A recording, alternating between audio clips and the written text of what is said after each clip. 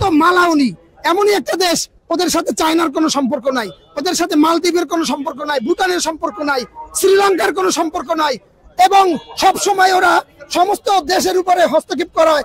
এই 5ই আগস্টে কিভাবে আমার মাদ্রাসার ছাত্র ভাইরা জীবনের পরোয়া না করে তারা হিন্দুদের মন্দিরগুলোকে এবং সংখ্যালঘুদের স্থাপনাগুলোকে তারা রাত জেগে পাহারা দিয়েছে। এবং বিভিন্ন দেশের নিষিদ্ধ, মালয়েশিয়াতে, ইন্দোনেশিয়াতে, সৌদি আরবে, চায়না, অনেক দেশগুলোতে নিষিদ্ধ আছে। সে একটা আওয়ামী লীগের একটা এজেন্ট, তো এদেশে একটা দাঙ্গা সৃষ্টি করতে চাইছে, তো সেক্ষেত্রে আমরা তাদেরকে জঙ্গি সংগঠন হিসেবে ঘোষণা করতে চাই। আচ্ছা, আপনারা যে এখানে হিফাজত ইসলামের পক্ষ থেকে এখানে এসেছেন ইসকনকে নিষিদ্ধের দাবিতে, আসলে ইসকনকে কেন আপনারা নিষিদ্ধ চান? ইসকন একটি হিন্দুত্ববাদী সংগঠন যা এদেশের বিভিন্ন কারণে বর্তমান সময় এবং অতীতের কিছু কারণের কিছু কার্যক্রমের প্রমাণাদি সহ আমরা পাই, যেগুলো আসলে ধর্মীয় উস্কানি সৃষ্টির মাধ্যমে দেশের শান্তি বিনষ্ট হবে। যেটার একটা উদাহরণ আমরা মাত্র 2 দিন আগে দেখলাম, একজন আইনজীবীকে যেভাবে কুপিয়ে হত্যা করা হয়েছে, সেটা অবশ্যই সন্ত্রাসী কার্যক্রম। আর এরকম জঙ্গি বা সন্ত্রাসী কার্যক্রমকে বন্ধ করা বা নিষিদ্ধ করা সময়ের দাবি। এই জন্য আমরা সরকারের কাছে দাবি করি যেন ইসকনকে নিষিদ্ধ করা হয়। ধর্মীয় সংগঠন বলছে এবং বিশ্ব সনাতনী পরিষদ এবং বাংলাদেশের যে সনাতনী তারা আছে সবাই মনে করছে ধর্মীয়, আসলে তো ধর্মীয় নাম দিয়েই তারা সন্ত্রাসী কার্যক্রমের মধ্যে লিপ্ত হচ্ছে। এজন্য আমরা চাই এর ধর্মের মধ্যে যেন অধর্ম সৃষ্টি না করে। এবং ইসকন আর সনাতনী অনেক ভাইরাই ইসকনকে পছন্দ করে না, মনে করে এরা একটা উগ্রবাদী সংগঠন, যেমন ভারতেও উগ্রবাদিত্ব করছে। এবং বিভিন্ন দেশের নিষিদ্ধ, মালয়েশিয়াতে, ইন্দোনেশিয়াতে, সৌদি আরবে, চায়না, অনেক দেশগুলোতে নিষিদ্ধ আছে। এবং বাংলাদেশে আমরা এই জন্য নিষিদ্ধ চাই যেন অশান্তি সৃষ্টি না করে। ভারতের প্রত্যেকটা এই ইসকন, তাদেরকে আমরা পছন্দ করি না, এদেরকে নিষিদ্ধ করা হোক। বৈষম্য বিরোধী ছাত্র জনতার যে গণ আন্দোলন হলো, কোনো দল না, কোনো গোষ্ঠী না, প্রশংসা যে মালিক, সে মালিক এই গজব বর্জন করে দিছে।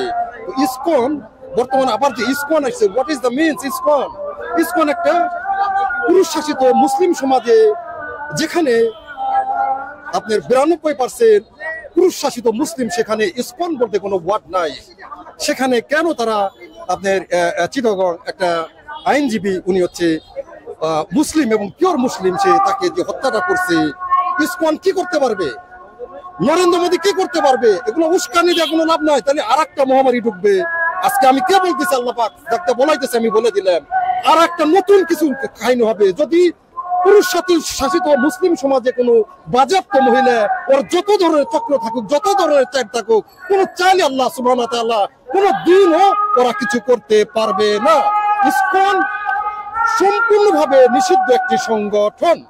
সুতরাং পুরুষ শাসিত মুসলিম সমাজে ইসকন এটা একটা দেখানো, একটা মানুষকে দেখাইতেছে আমরা সবকিছু করে, আসলে ওরা পারবে না।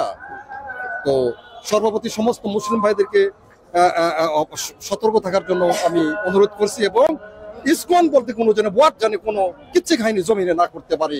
এবং ইসকন এটাকে নিষিদ্ধ করা, বর্তমান বৈষম্য বিরোধী ছাত্র জনতার যে উপদেষ্টা মন্ডল আছে তাদের প্রতি আমার জোরালো অনুরোধ, ইসকন আপনারা ইসকন বলতে কোনো ওয়ার্ড রাখেন না, এটাকে নিষিদ্ধ করে দেন। সম্পূর্ণ মুসলমানদের জন্য আপনারা এটাকে নিষিদ্ধ করেন। সর্বপ্রতি একটা পুরুষ শাসিত মুসলিম সমাজের মহিলা কোনোদিন প্রাইম মিনিস্টার হতে পারবে না। আমরা ইসকনকে নিষিদ্ধ চাই, আপনাদের এই কথাটি খুব ভালোভাবে বুঝতে হবে। আমরা কিন্তু ইসকন সংখ্যালঘু অর্থাৎ হিন্দু সম্প্রদায়ের সংগঠন, এ বিবেচনায় কিন্তু আমরা কখনো ইসকনকে নিষিদ্ধ চাই না। কারণ সংখ্যালঘুদের অনেক সংগঠন আছে।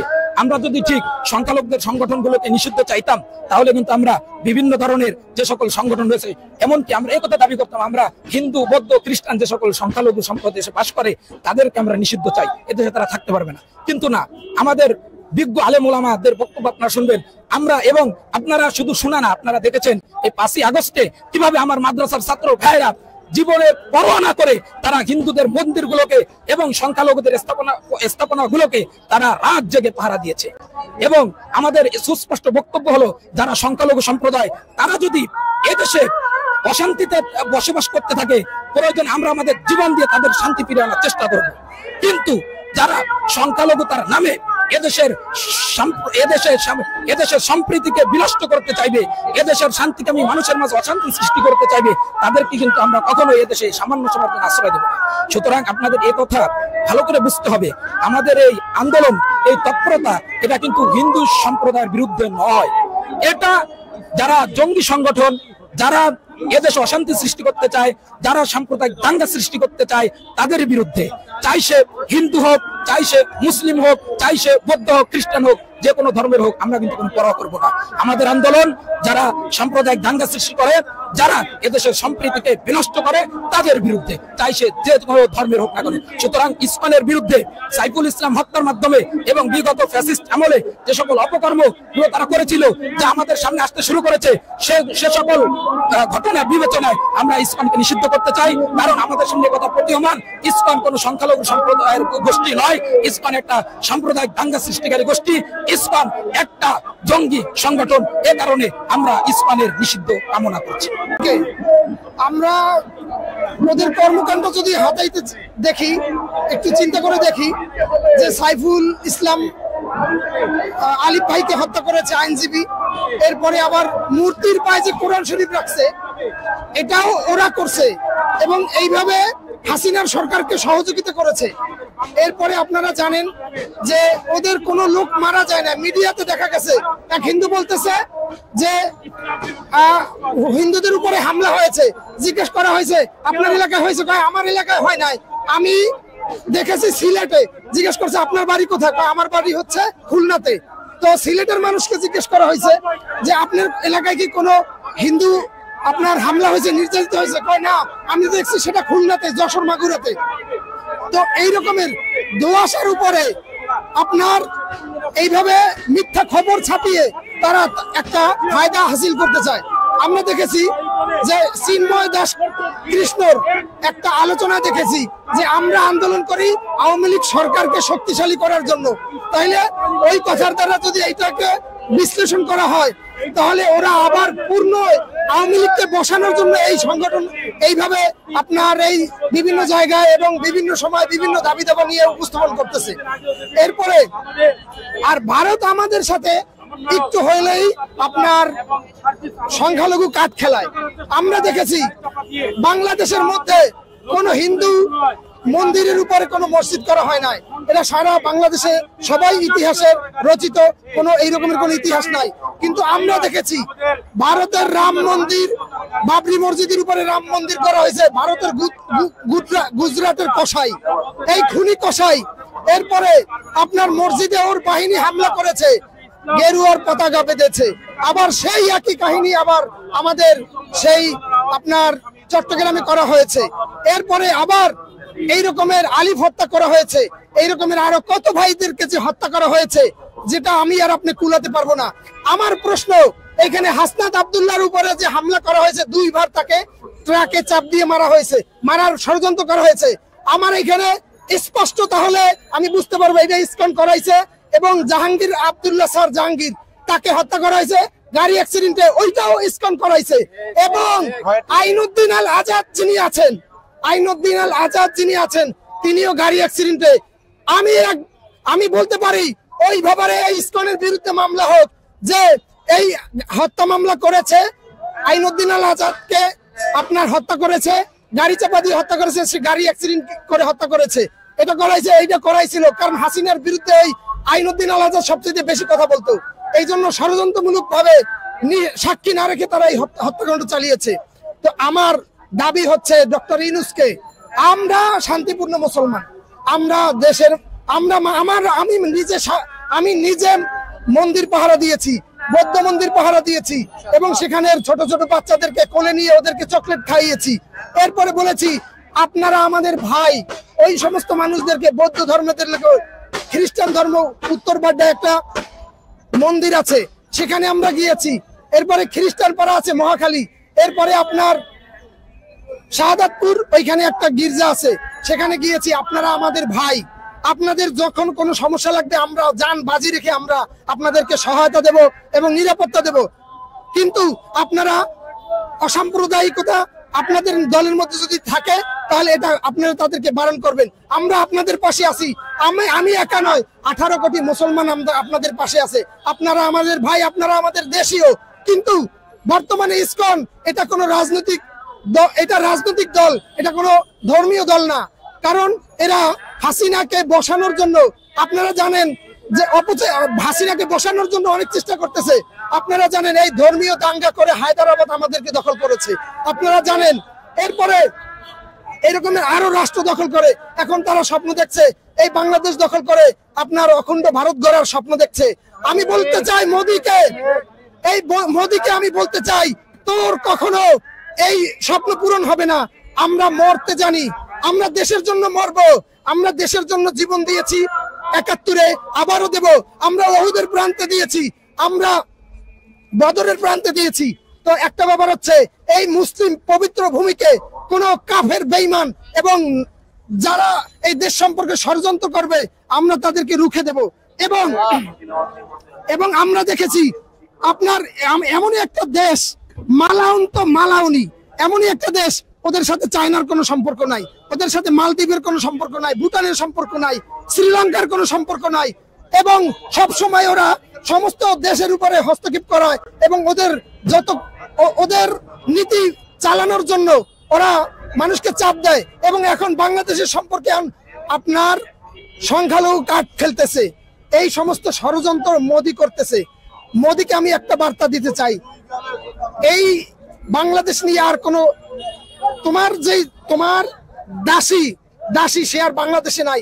এখন তোমার সেই দাসীকে তোমরা দিয়ে আবার স্বপ্ন দেখছো বাংলাদেশে অখণ্ড ভারত গড়বা, সেটা তোমাদের স্বপ্ন পূরণ হবে না। কাজেই আমরা চাই ভারত যদি আমাদের সাথে সম্পর্ক রাখতে চায়, ঠিক আছে, তাইলে আমরা তাদেরকে স্যালুট জানাবো, ধন্যবাদ জানাবো।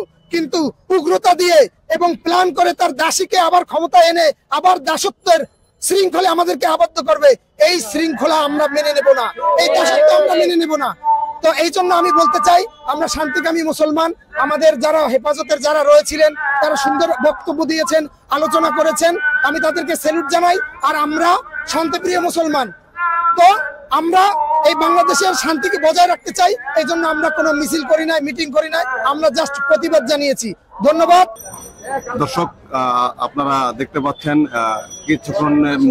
কিছুক্ষণ আগেই সমাবেশের বক্তব্য শেষ করেছে। এখন অসংখ্য ইসলামী জনতা যারা রয়েছে হেফাজতে ইসলামের, তারা এখন যার যার গন্তব্যস্থানে ফিরে যাচ্ছেন। আমরা অসংখ্য লোকের সঙ্গে কথা বলেছি, আসলে তারা এখানে কি কারণে এসেছিল, ইসকনকে আসলে কেন তারা নিষিদ্ধ চাই, আমরা বিভিন্নভাবে বিভিন্ন জনের কাছ থেকে মতামত নেওয়ার চেষ্টা করেছি এবং আমরা কথা বলছি যে আসলে তারা এখানে কি উদ্দেশ্যে এসেছে। আপনারা জানেন আজ পবিত্র জুম্মার দিনে জুম্মার নামাজের শেষে বাংলাদেশ হেফাজতে ইসলাম বিক্ষোভ সমাবেশ আয়োজন করেছে ইসকন নিষিদ্ধের দাবিতে। কারণ ইসকনের যে সাম্প্রতিক যে জঙ্গি কর্মকাণ্ড যারা করেছে, যে কাজকর্ম করেছে, ভাঙচুর, ধর্মীয় প্রতিষ্ঠান, মুসলিমদের মসজিদ, মাদ্রাসা, সেটার প্রতিবাদে, ভাঙচুরের প্রতিবাদে ইসলামকে নিষিদ্ধের দাবিতেই হেফাজতে ইসলাম আজ এই বিক্ষোভ সমাবেশ আয়োজন করেছে।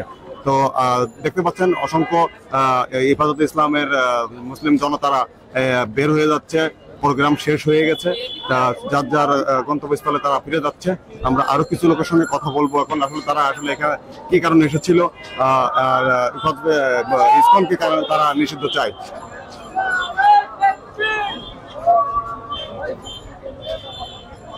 ভাইজান এদিকে আসেন। আপনারা যে এখানে উপস্থিত হয়েছেন, আসলে ইসকনকে কেন নিষিদ্ধ চান আপনারা? ইসকন যে আমাদের ইসলামকে ক্ষতি করার চেষ্টা করতেছে, তারা বাংলাদেশের একটা আপনার বিষাক্ত বিষ, তাদেরকে একবারে ধুলার সাথে মিশিয়ে দিতে হবে। ইনশাল্লাহ আমরা চেষ্টায় আছি এবং আমাদের যারা ওলামায়ে কেরাম আসছে, আমাদের উস্তাদ, তারা অবশ্যই এটা সফল হবে ইনশাল্লাহ আল্লাহর রহমতে। ইনশাল্লাহ আল্লাহর রহমতও আছে, আমরা এটা ধুলার সাথে মিশিয়ে দেব। এবং ইন্ডিয়াকে আমরা বলে দিতে চাই, ইন্ডিয়ার যারা আপনার দালাল আছে, তারা বাংলাদেশের একটা ফিতনা শুরু করতে চাচ্ছে।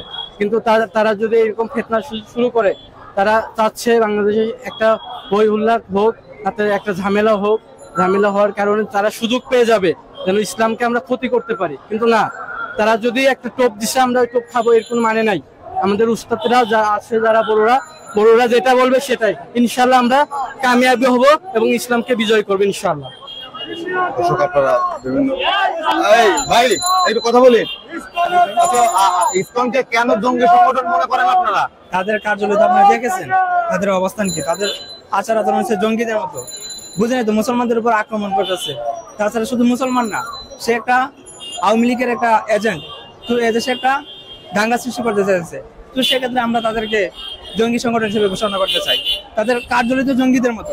তাই দেখেন না কি অবস্থা করছে চট্টগ্রামে, আমাদের ভাইকে প্রকাশ্যে হত্যা করা হয়েছে। তো এগুলো তো জঙ্গিদের কাজ, এগুলো কোনো ধর্মের কাজ না, ইসকন কোনো ধর্মীয় সংগঠন না, এটা একটা জঙ্গি সংগঠন। অবশ্যই এটাকে শুধু আমরা না, দেশের সাধারণ মানুষ সবাই শান্তিপূর্ণ মানুষ ইসকনকে জঙ্গি হিসেবে ঘোষণা করতে চাই।